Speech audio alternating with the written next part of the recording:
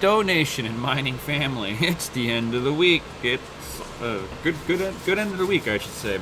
Some interesting stuff. I'm gonna try to keep this to like maybe a little bit of a newer format. Try to cut down some of the long streams. Kind of be a little bit more precise. See if you guys like it or whatnot. But you know, of course, being in the crypto market. Bitcoin's dead. It's dumping right now. So I mean, sell all your bags, get out. It's a scam. It's over. Bitcoin's in the red. They're you know this the news media outlets are going to be like it's a bubble popped. And if you think about it, it kind of does look like a bubble. Here's the top and then dropped, and then a second top before it drops, and then we'll capitulate all over again and enter in the next bull cycle. Possible. No guarantees. So, but yo, what's going on, everybody? We got Emmanuel with the first comment. Got Jason in the house. Yo, Crypto Shape. What's going on? Crypto Mikkel, my man. We got Savage. Yo.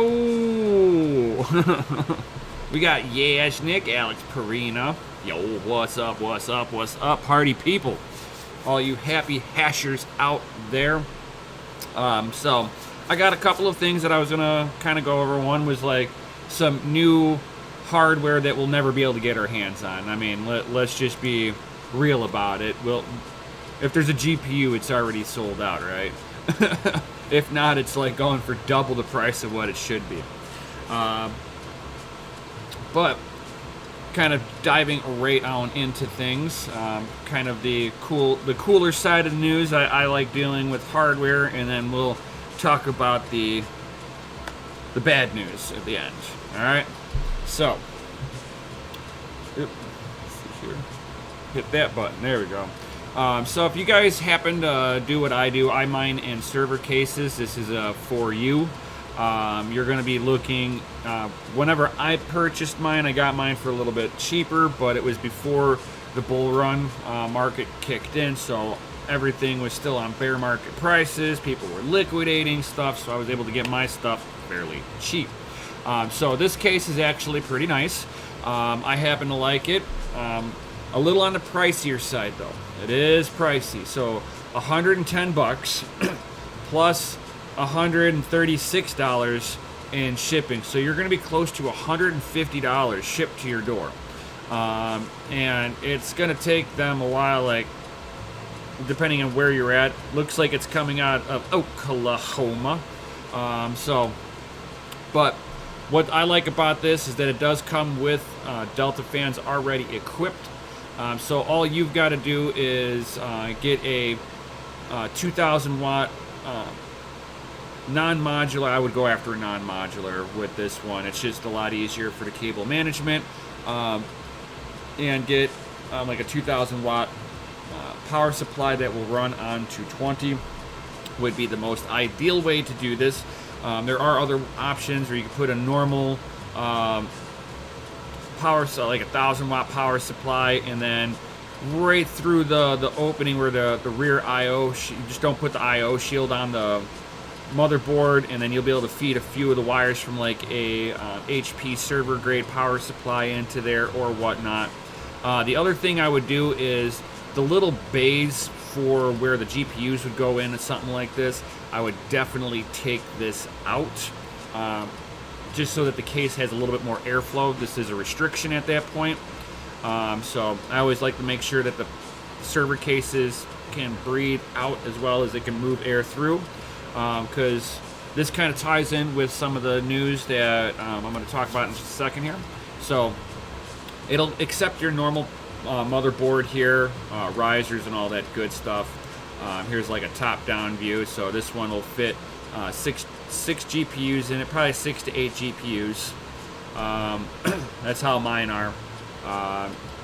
So be careful of which cases you're going after. Make sure you know what the shipping cost is. Are they doing free shipping? And then note to yourself, if you want to make the server, the 4U server, look nice and tidy, you're going to want to get a single power supply. And this is kind of something what I run in mine. So it's non-modular. The wires are, you know, all on one side of the PSU, and you're able to kind of cable manage this stuff very nicely. And then this power supply runs on 220. So, like, and then you're going to be looking at, you know, $150 to $200 price range on most of these Bitcoin mining power supplies. So I paid 35. Oh wow. For your 3. Oh, that's cool. I love vendor mistakes. That's their bad. Ha! That's hilarious.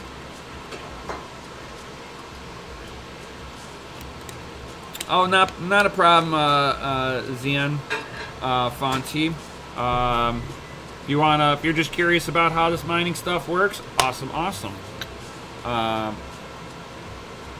So, the reason why I've been talking about the server grade power supply and the server cases themselves is it kind of goes down to what Sapphire just released, guys. So, bam! Sapphire has released a G Pro X70, aka a Radeon 5700 XT. Sapphire just announced that it's going to be a new workstation-based card, and as if you can see here, there are no fans on here. Why? Because it's made to go into one of these bad boys, where it's nice and tight. You've already got cooling fan solutions in the case, so all you got to do is put the motherboard, riser, power supply, and slap these bad boys and off to the races. This will be based upon the Radeon 5700 XT SKU, so it's going to be Navi 10 GPU, 40 compute units with 2560 stream processors. It will be equipped with 8 gigabytes of GDDR6, memory clocked at 14 gigabytes a second. The GPU in terms of like the GPU frequency and stuff like that, the core clock is not going to be highly aggressive. You're going to be looking at areas about 16 to 1900 megahertz, but that's not what we're looking to get this for.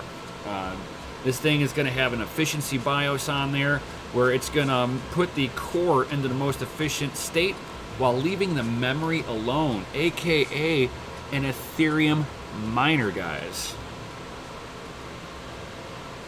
Yes, Dan the Dane, smash that likes, guys. Yo, yeah, Nick's like, happy Friday, fuckers. Noise. So, as you can see here, they are also showing this thing going into a server case. Nice and tidy. And I kind of like this. They've got their own kind of server case up in here with Sapphire logos on there, specially made for what they're about to do. So I'm sure this case will have a ton of airflow in there. You can see that their case fits quite a number of these, and you can see how tight they are in there. And whenever you've got a case like a setup like this, you want the GPUs to be as tight as possible to force the air to go through the passive radiator that's on here. If there's like any kind of airflow that's in between the cards, you might even be putting in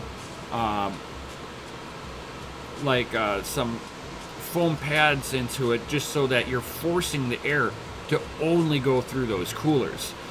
So this is something that's kind of interesting to me. I would love to get my hands on one of these and play around with it because of the fact that I'm already running server cases. I've got 4Us, 5.5Us, 6Us.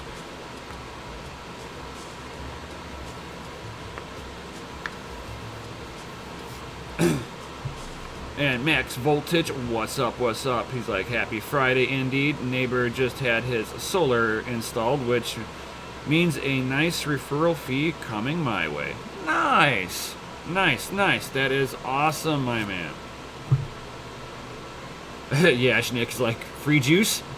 Is he offering up a power outlet to you? Is that how this one works? That would be awesome. So, all right. So, we've got these awesome cases, like I was saying, with with these newer GPUs, and this thing is actually really nice. I like how it is. I wish they would like centralize the cooler a little bit better. Maybe flip the tubes the other direction. This way, you can control the airflow through the card a little bit better. That would be just me. I feel like they've got the cooler upside down. That would be the only thing I change on this whole setup here. I mean, you can see how much, and like, if they would have just put these tubes up here, I think you would have, you could take more advantage of the opening on the back side of the GPU. You can see that this thing is a dual DIN, so it's got a pretty beefy cooler on here. The fin stack is pretty dense on it. So as long as you get some good airflow, this thing should work beautifully. I don't really think it'll have too much of an issue. I just wish they would have done a small little design tweak on it, and I think it would have been like a 50 times better card. But, you know, good luck trying to find these two. These are going to be earmarked for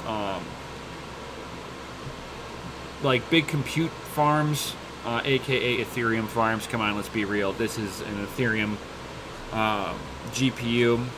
I don't see a AI developer wanting to play with this. This would be something that I see a mining farm implementing this, because they can put them into custom server cases and get them to mine fairly nicely. And then remember, I mean, this thing is basically a 5700 XT at the end of the day. So I don't know if you can sit there and put another BIOS on here, put like a mining tweak on it, if it would make a difference. If you guys ever get your hands on these, no prices yet on there. M3G, good night, my man. Take it easy. No prices yet. This thing just got leaked, so as soon as I find out what prices are on this thing, I'm going to try to get a hold of one of our contacts at Sapphire and see if I can get my hands on one of these to test with, if it's at all possible. So we're going to be looking at 2,560 cores, 64 ROMs. Base clock is going to be 1,600, 1,900 on the boost, 14 gigabytes. I'm sure without the fans on there, our wattage point is going to be a little bit lower, which that'll be really nice. But being that this thing's going to be in performance mode, it is leaving the memory alone, so the memory is unlocked on this thing. And I'm wondering if the efficiency mode is more like a mining tweak already put on this card.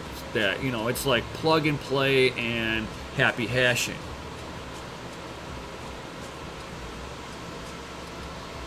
Unknown Crypto. I like server cases. They are a little bit louder. That's the one drawback, because you got Delta fans in there. But with the server cases, I can put more GPUs in a smaller area. Like I've got 30 GPUs on one shelf. If I had it in open air frames, I would have 4 open air frames stacked up as high as the whole shelving unit that I have the server cases on, so you get density. 2, I could put the server cases closer to each other and actually dedicate hot and cold zones, so I can control heat way more effectively. That's another big plus. And because of the fact that you have a lot of airflow already inside the server cases, you're simulating 40-mile-an-hour winds inside their server case, and I've got GPUs where some of the fans have stopped working on them, and because they're in the server cases, it doesn't matter. Like some of them, I can literally unplug the fan, one or two fans off the thing, and it'll still be working just fine. So there's a lot of benefits to running a server case. The only thing is that if you've got a girlfriend or a wife, she's, unless she loves mining as much as you, she might not like the dull drown of the server fans. Now, being in a server case, they're not so bad, but they still are loud. Don't kid yourself. They are loud. I wonder how good Sapphire's case is, server case is, compared to something like this that's got 6 server grade fans on here, Delta fans. So these things are going to be somewhere in a neighborhood of like 200 CFM fans.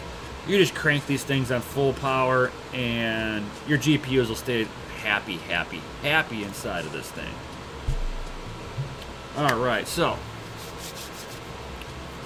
And then Dan to Dane's like EIP 1559. So if you guys haven't been paying attention to the Ethereum Improvement Protocols, that's what EIP is. 1559 is something that they are wanting to introduce. Something that is going to impact everybody. I think, but at the same time, I also think that it's not going to impact us. And I will give both sides of the argument down here. So if you don't know what EIP 1559 is, that is the fee burning protocol. So any kind of network fees would just be burned to slow down the inflation rate on Ethereum. I believe I agree a lot with what Carter from Bits Be Trippin' talks about in one of his last video, where us miners, we have invested our time and our money into supporting the network. The Coinbase, if you're unfamiliar with this, the Coinbase is the new block. So that would be the 2 ETH inflation that's naturally on the system. And then the fees are something that the sender of a transaction would pay to basically help incentivize the Ethereum miners to mine their block with their transaction in there. And as everybody knows, whenever, especially with the DeFi pump movement going on, Ethereum fees have been out of control because there's a lot of trading on the network, and that causes a supply and demand issue. And it's not so much a supply and demand issue for Ethereum, it's a supply and demand issue on the network to transact on the network. What they're wanting to do is basically burn the fees that would normally come to us miners as like an extra reward. But they are replacing this with a tip feature. So it is not something that's automatically given out. But if you think about it, if you want your transaction right now, you're going to tip your local miner anyway in order to get this. So this is where my thoughts are on there. It's like, in one hand, they're trying to change the inflation rate, even though there is no supply cap for Ethereum. This was not the rules that they had originally set up for us.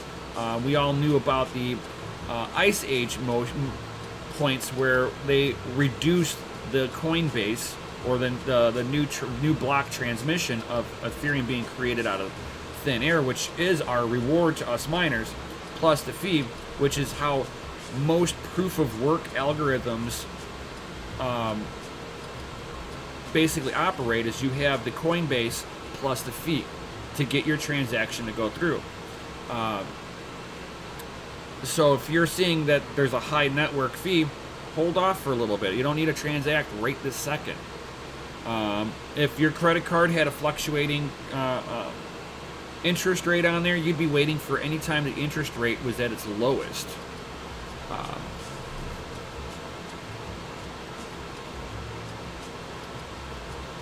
They're gone. They don't have money to pay the 32 stock. Yeah. Well, what the Ethereum's trying to do is they're trying to create scarcity. So they're like, oh, we're gonna make Ethereum stop inflating so much, so it's gonna make Ethereum worth more. But you're gonna, in the one hand, you're basically telling the miners, going, hey, we need you to process as many transactions as possible. We need you to spend more money. Sorry if you're Dan the Dane. Ethereum talk the talk, Raven walk the walk. My advice to you is to mine that Ethash algo, get whatever you can, and dump that coin like they would you. Just saying. For sure. I agree with that to a point. And yo, what up, Nerd2188? Thank you for being here. So,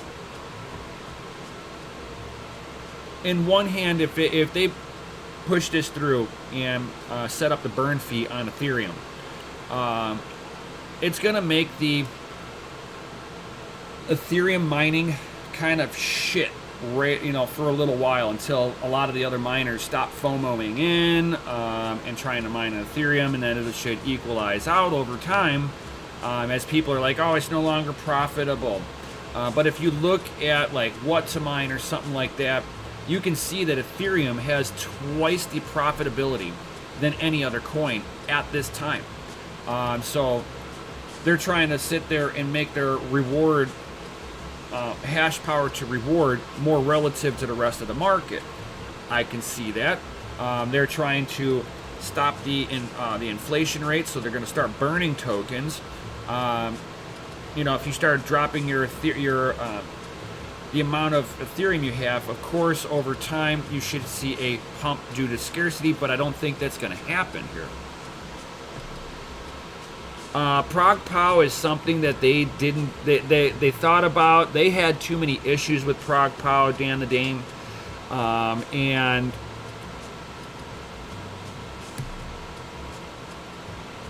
I think they were just so gung-ho on getting the staking up and running more than anything else, because when you stake coin, you're locking in value into the protocol that you're not going to be able to move. That's a dual-edged sword. It could be good or bad for the network, because yeah, you're locking up 32 ETH, and if it's at $1,000 a pop, you're talking $3,200 being locked up in everybody's wallet. So they're hoping that this is going to cause a supply shock and skyrocket the Ethereum value to all new time highs. I don't see that really happening. And if they're willing to change the rules of engagement on the miners now, what happens when the stakers are getting too much rewards? Are they going to sit there and be like, oh, I'm sorry, but you now need 64 Ethereum in order to stake. We've increased the price to buy in, because we're trying to create liquidity in the marketplace. So we're gonna need you to just go ahead and do this now.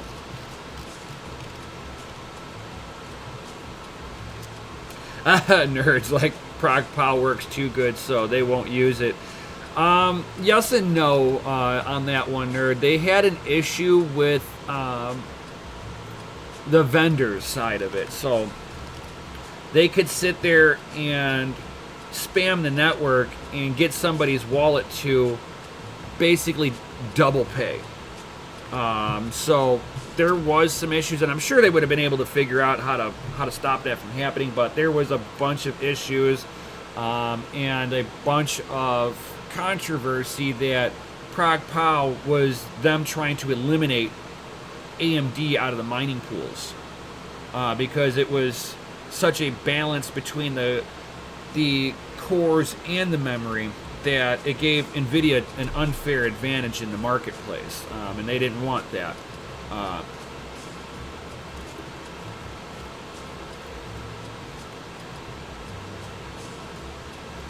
The price needs to be 2x, or we have more miners than rewarded. Yeah, for sure, nerd. I completely agree with that one, 100%.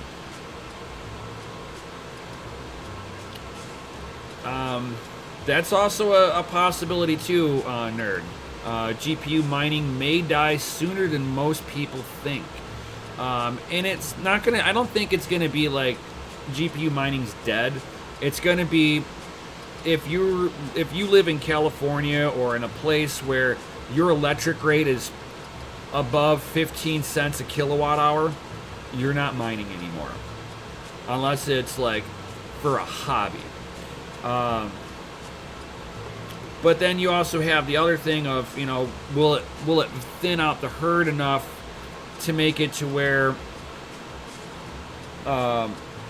enough miners come off the network that the ones that are left are going to be just as profitable as they were, or will this tip feature in Ethereum take off and become the new standard, where if you want your payment transaction to go through, you're going to tip your miner, and then you're back at this with no change in anything other than now you're burning tokens while other people are tipping the miners.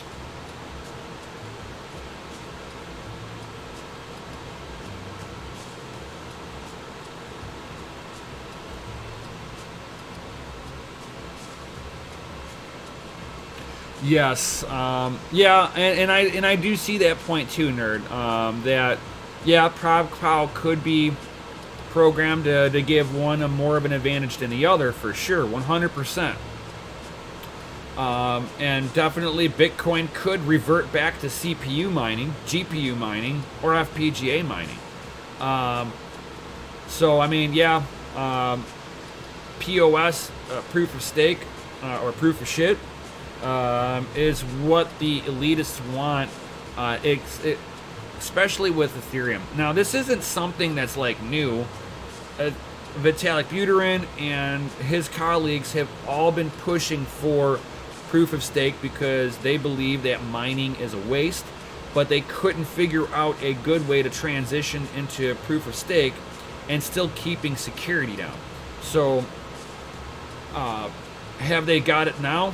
Maybe. I believe that Ethereum will be a hybrid chain where they will have staking and mining.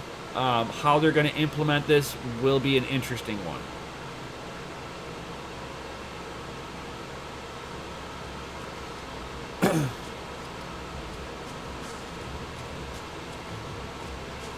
Alex is like, proof of stake is a greed move and taking from a true decentralized and control over whole network. I think I kind of understand what you're talking about there. So for those who get into proof of stake early on, they're going to have the lowest barrier to entry, and they're going to have a lot of the rewards, and it's going to centralize a lot of the validation. It's going to be for a few people spread out across a few hosting services. Bitcoin going up, Yeah, I put you to the chart and say all the way up, all the way up. So if this happens with Ethereum, it's going to hurt the miners for a little while. So I've been kind of telling people to not be FOMOing fully into mining. Kind of be careful of where you're getting your mining equipment at, and all that good stuff.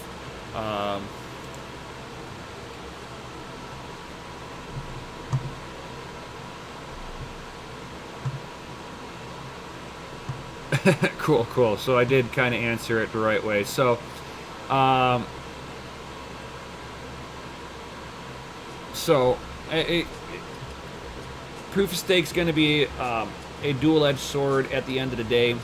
You're going to have those that are into it early on. They're going to get a lot of the rewards from this. Those who come in late are going to have a lot higher barrier to entry, which will keep a lot of the new people from going in. Unknown cryptos, like, I think it'll hurt Ethereum if they go proof of stake. I believe the miners, yeah, it'll hurt the miners. I don't know if this is going or how hard it's going to hurt Ethereum, because right now with the gas fees being as high as they are, you're seeing projects that would try to build onto Ethereum trying to look at other protocols, systems like Tron or something like that to build their contract on. So it's gonna. I think that if they don't figure out how to control their fees, because like they're just going to be burning them. They're not like quote unquote getting rid of the fee, which is really interesting. And I think that's going to hurt too. Is that they're not stopping how the fees are getting hit. They're just stopping the miners from benefiting with their hardware, which I think is not really a good move on their part. I would love to get one of the devs from Ethereum on here for like a nice fireside chat with them. And yo, what up, Bitcoin Jake? What up, what up, what up? Yeah, Ethereum miners could go right to ETC, make ETC very secure. It won't have any ASICs on there, which that is a plus. So it'll be purely GPU mining. And then if Ethereum takes off in price-wise, I think that in order for that to happen, Bitcoin Jake, projects will start to have to be built on ETC. And ETC's got the stigmata from the 51% attacks that they've gone through. Have they completely fixed that? Don't know.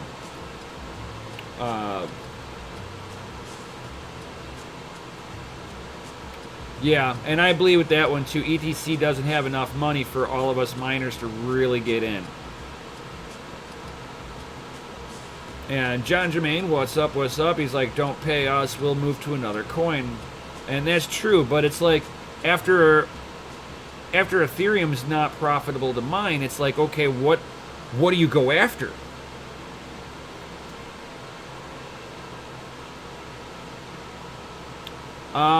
Savage Mine, I'm not sure. I don't have an A10 Pro to test that one out on. I was actually gonna see if I could test out my E3 and see if it'll do ETC with the new firmware that I have on there. Maybe it might let me do it. I'm not sure.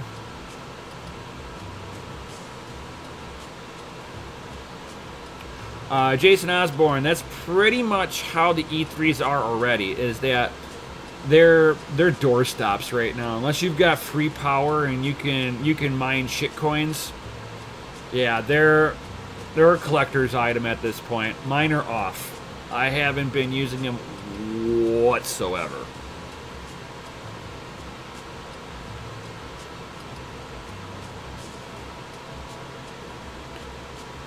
And Ravencoin is a good project. I like it. They've got they can do more development on their end, I believe, but it is a sound project. I like how they do things over there.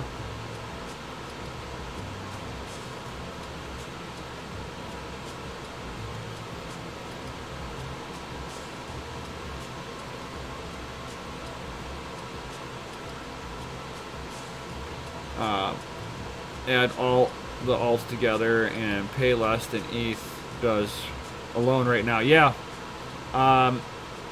Like, here. Allow me, I'll pull up what to mine here.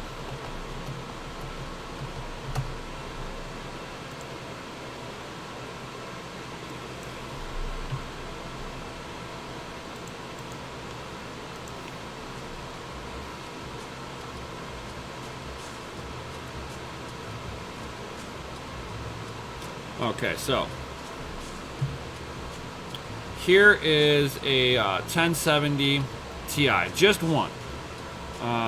We'll factor in 31 mega hash at, I know I can get them down to 110 watts. So bam. I'm getting 229. And if you really look at this, this is pretty relative. Now, this isn't factoring in electric. If you factor in electric, it's like 25 cents. So you're making a little over $2 a day per 1070 Ti if you're running these. Not bad. The price on the cost of running it is nothing. Absolutely nothing. But your next profit, you know, it's like I'm not gonna mine at eternity. I don't know this coin very well, unless I can sit there and dump it right away for that bizzity bit. I'd probably be looking at nice hash, because they're still paying $2 a coin, but they're gonna be mining Ethereum though. So I mean, realistically, you know, if you're looking at Raven coin, it's $1. So you'd be under $1 a day mining Raven coin on a 1070 Ti if you had to pay electric, under $1. This is bear market stuff right here. So if we get, if mining gets killed, I mean, you're talking, you know, running Beam on here is $1 a day, you know, minus the electric on there. You're talking 75 cents a day to mine on a 1070 mining Beam. Aeon, about the same thing, 75 cents a day on Beam. I mean on Aeon with the 1070 Ti. Now, if I sit there and I go, okay, I'm going to mine with the 3060 Ti, I'm getting 62 mega hash on that. Let's go ahead and calculate this. So now I'm making about $4.25 a day. The next thing is at eternity at 362.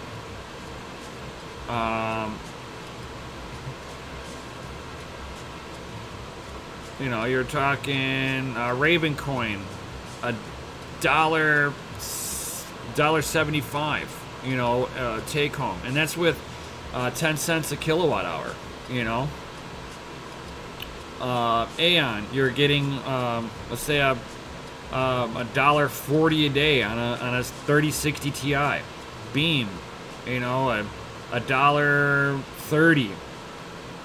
So I mean, like, your profitability really kind of comes down the list, and then you're looking at Ethereum Classic on a 3060 Ti without factoring in electric. You're about $1 a day on this bad boy.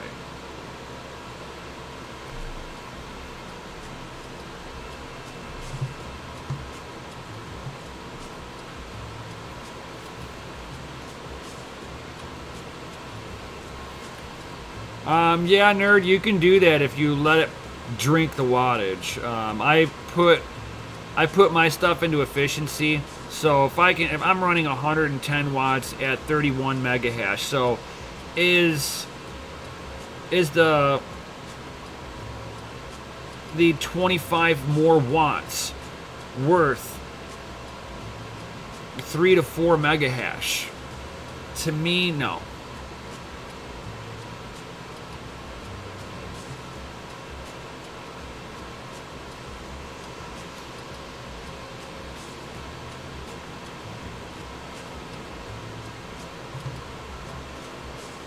So, yeah, it's going to be interesting whenever Ethereum does the EIP 1559.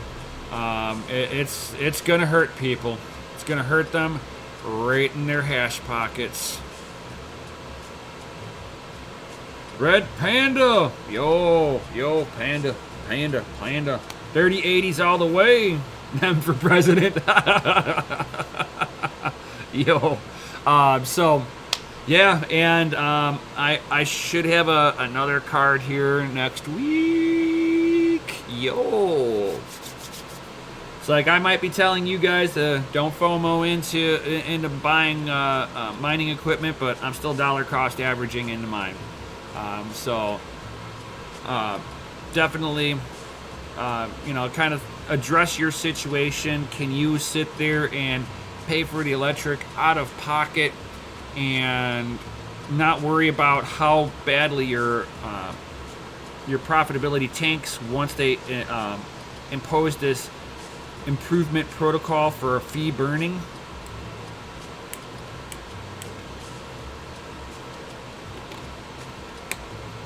Hey, what's going on, Bretton Matthews? Yo. Yeah, Nick with the ban. Ban the panda. Can't do that. We can't ban panda. Yeah, Nick. I can't do it.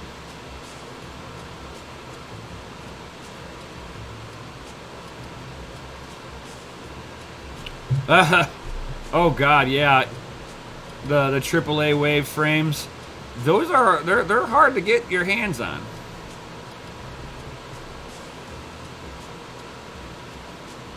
We'll have to see about that, Ashnik, if they're going to actually implement a 100% proof of stake. Jason, Panda for president. Yeah, he can be the president of Canada. I'll be the president of the United States.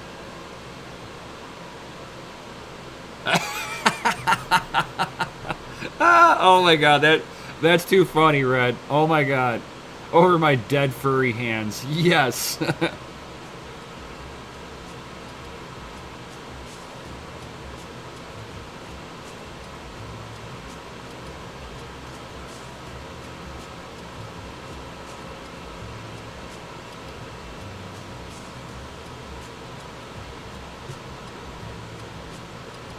Oh, AAA making new frames by the end of the month. Nice, nice. New models.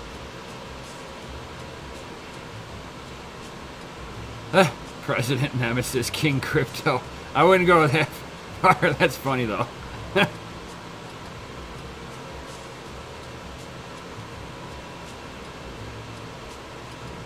Oh, that's too funny, Crypto Shape. Panda gets on the stream tonight and shows himself in a panda outfit. Yeah. Yeah. You should be able to mine Ryo with 4 gigabyte GPUs. I've mined Ryo a little bit.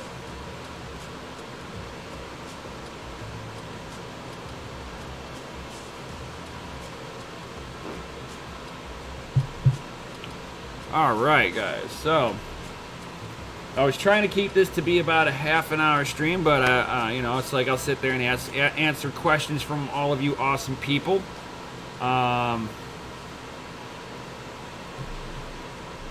So if you guys don't have any other questions, I'm gonna pop up off of here. I'd like you guys to definitely smash that Lizzie like button, subscribe if you're new here, hit the bell notification, all that good stuff for the YouTube algorithm. Yo.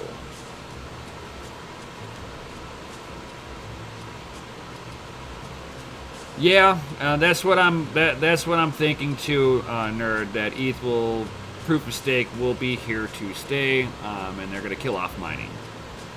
Will it kill off mining altogether? Don't know. Max Voltage, like, I'm getting my 5th 3060 Ti tomorrow. Can't wait. Nice. Yeah. Thank you, Crypto Unknown Crypto. Thank you for the 1K sub. I'm gonna have to figure out a giveaway of some sort.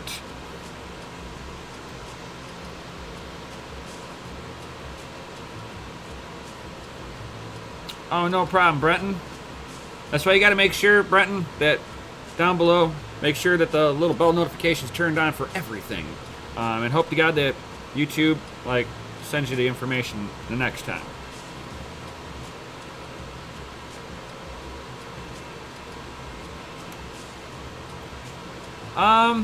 Yeah, I mean, Alex, the 1070 Ti new, 265 each, worth it?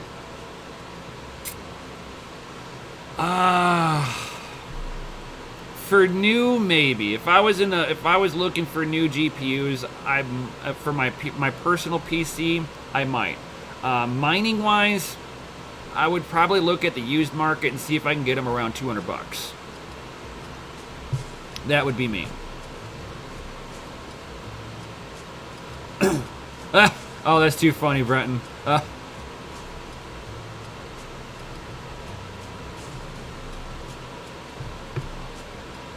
Oh, nice, Unknown Crypto. For sure, for sure. I will give you a Raven coin address, and whatever you send to it, I'll give it away. That's awesome. Thank you, Unknown Crypto.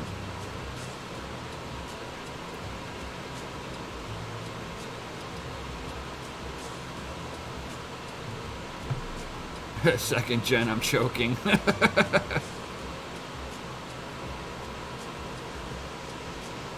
Yeah, I mean, it's not, nerd, it's not bad. 265 right now for brand new is not bad.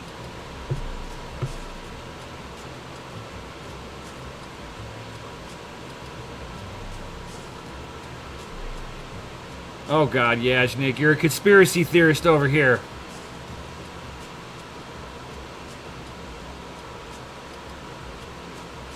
Alright, guys. Since you guys got no other awesome questions for me, like I said, you know, smash that lizard like button if you haven't done so already. I see 27 people in here and only 19 likes. So let's get that up to 27, guys. Yo. Max, yeah, I'd be down to play some poker. I'm always down to play a little poker. Yeah, for sure, Savage. I'm down. Yes, set it up. I'll be there. I will be there. Be there or be square. Ooh. So. Yeah. Smash it 3 times. This way you let YouTube really know how you feel.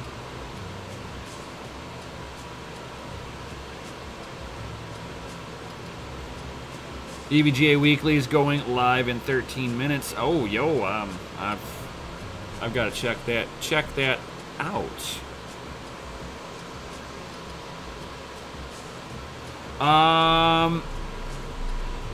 I've RMA'd Gigabyte before. I never had an issue with it, Felix. Never had an issue whatsoever with my gigabytes. They're just like, here, bam. I even sent them one that had a broken shroud on it, and they warrantied everything out, and I had a brand new card back.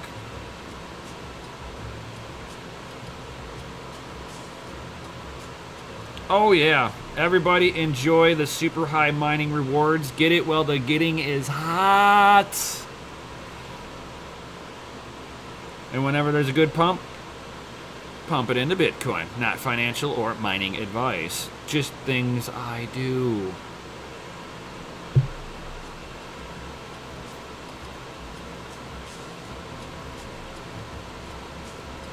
Yo, Nefarious. I'm actually getting up out of here right meow. So, you missed the live stream. Missed it.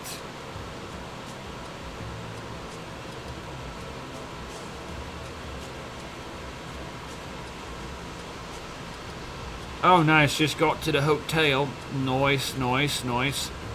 Baller. Alright, guys. Well, I'm like almost at that 1 hour mark right now. How often do I live stream? At least a couple of times a week. I'm trying to get back into like where I'm like doing this at least 2 times a week. Especially as the new hardware comes out. I'm going to be checking out new formats. I'm going to be doing some like tech news bites. I'm thinking I'm going to get back into that where like I'll do like 10-minute videos. This way you can get like little bite-size news bits. This way, you know, you can just like pop it on, listen to it, and go about your day.